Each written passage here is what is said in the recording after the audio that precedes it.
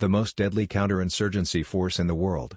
The Rashtriya Rifles are the largest counterinsurgency and anti-terrorist force in the world, made up of soldiers deputed from other parts of the Indian Army. One half of the RR come from the Indian Army's infantry, and one half from the rest of the Indian Army. But what makes the RR so deadly? They have the best available vehicles, weapons and radio sets. These guys have some serious firepower with them. They can make around 400 holes in you in seconds. These guys have authority to shoot at any suspicious movement, but they have record of the least friendly kills in the world. These people now have one of the best intelligence network in the valley, from signal intelligence to human intelligence, you name it, they have it.